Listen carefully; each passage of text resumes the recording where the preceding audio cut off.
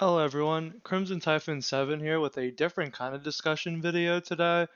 Today I wanted to talk about one very niche thing for the deck I play the most, which is Junk Doppel. And this is an issue that comes up when I see a lot of people unfamiliar with the format or with this deck try to play it. And that is the discussion between running Junk Archer or Junk Berserker as your Junk Synchron 7 slot. Um, Most people, from what I can tell when they try this deck for the first time, default to Junk Archer. I'm not sure if that's just because this is the only one legal in Edison format between the two, so people just don't know that Junk Berserker exists or what, but I just wanted to talk about why Junk Berserker is better in about 95% of cases compared to Junk Archer, and you really don't have the room in the extra deck to run both of these. So yeah, we'll just go through it here.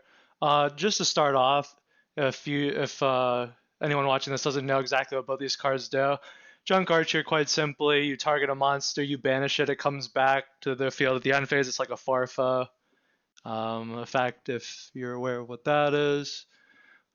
Berserker has a little more going on.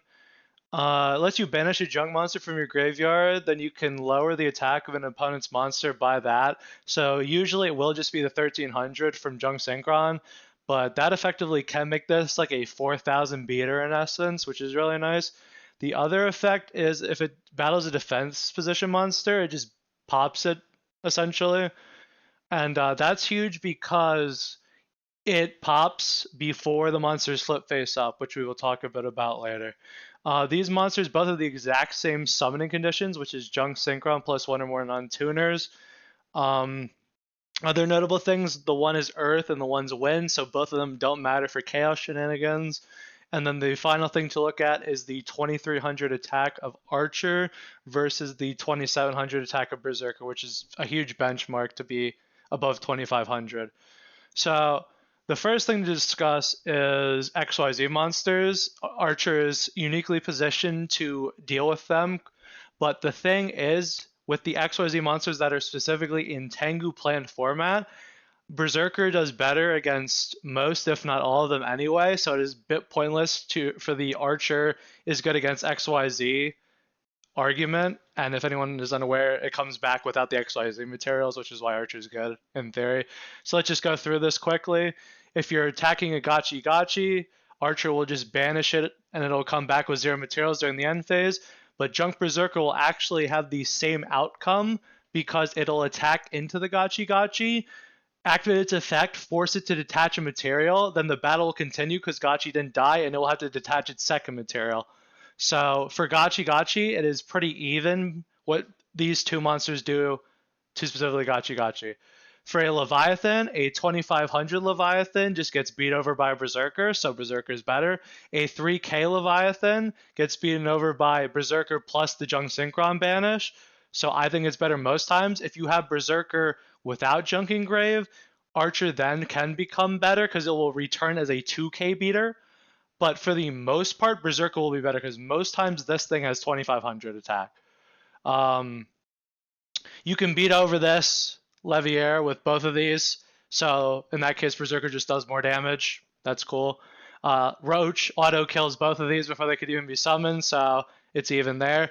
Then Utopia, you'd think that Archer is better against Utopia than Berserker, but it actually isn't. Think about this. If you have Archer, you would banish this. It would come back with no materials. But during your opponent's next turn, they can beat over the Archer with the Utopia for 200. So that's actually a very bad play to do. Berserker will take 3 turns by itself to get rid of Utopia, but it is bigger than Utopia. So Utopia will never beat over it unless there's like honest shenanigans or something. So actually, Berserker is better against specifically Utopia. So for the most part, Berserker is better against the XYZ monsters in the format, which is one of the biggest arguments for using archers to detach the XYZ materials from an XYZ monster.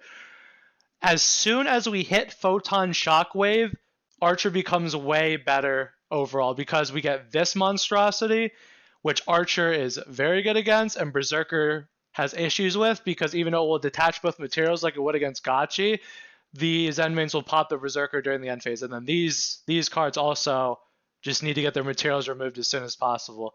But even then, this beats over these. So it's like, I don't know. But as XYZs get better, Archer goes up in value. So if you're playing like a Quasar deck in like 2012, you're probably running Archer over Berserker. But if we're talking specifically Tengu plan format, against the XYZs in the format, Berserker is the better card.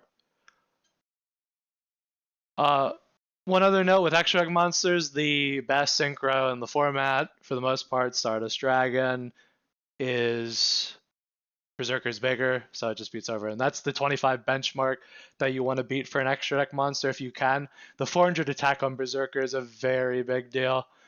So that's the extra deck discussion. Let's move on to main deck considerations. Set monsters, flip monsters. Even if you're going against a deck that doesn't spam extra deck stuff, you want Berserker, because as far as I'm aware, this is like Farfa, where if it will just banish the monster face down, it'll return face down. So I don't think you can make the flip effect not resolve essentially by archering one of these. But this clears all of these without dealing with the flip effect or this thing's nonsense, which is really nice. And there are a few things that get said in the format, so it's like this guy just clears it. This card is a monstrosity. This card doesn't do anything against it. If you have Junk Synchron, this allows you to beat over this card. BLS is obviously very strong, so Berserker clears it for the most part. Yeah. Uh, Berserker ties with Hyperion, which is neat, and obviously can beat over if Junk Synchron's in the graveyard. Yeah. Additional notes with this card: if you already use Junk Warrior, you can make something drop by 23 instead of 13, which gives us 5k effective attack. So that's another neat thing that can happen. Same with like Junk Destroyer, you could shrink something by 26 if you already use Junk Destroyer. The final thing to note is that while I believe this card is better in about 95% of circumstances, there are circumstances where this card is better, and that is this card has to go into the battle phase to do anything it wants to do, so this card is naturally way more susceptible to battle tricks than this card. Honest, it's at 1, but it will happen sometimes where even if you shrink the monster, you will lose to the Honest. It just happens sometimes. You'll have to be aware of that. And obviously, Berserker is way worse against Mirror Force and Deep Prism than Archer is. But at the same time, Archer has its own weakness, which is the effect negation. Effect Veil and Fiendish Chain will completely stop you from banishing it. And then if it's something like that's bigger than this, it'll just get beat over the next turn. Also, if Skill Drain's on the board, you definitely want to have 400 more attack. So the only time where this card is better is if your opponent has a lot of battle tricks. That's basically what I wanted to discuss. I don't think I'm missing too many other interactions that are relevant to this specific card choice. But if you are playing Junk Doppel in Tengu Plan format, I highly recommend you just run Junk Berserker over Junk Archer. I think this card comes up way more often.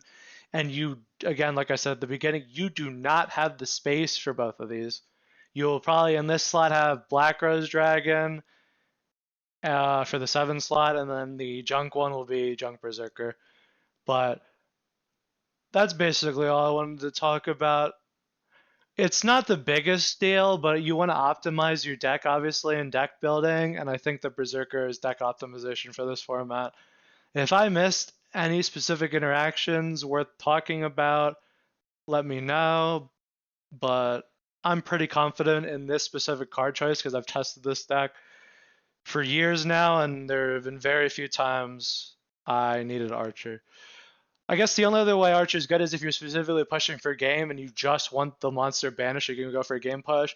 But if you are pushing for lethal, especially if you're going from 8k to 0 and your opponent had nothing to respond to you anyway, that's their own deck sucking and not you. Sometimes it comes up, but that's the only other consideration for Archer. But yeah, let me know if I missed anything with the interactions with this.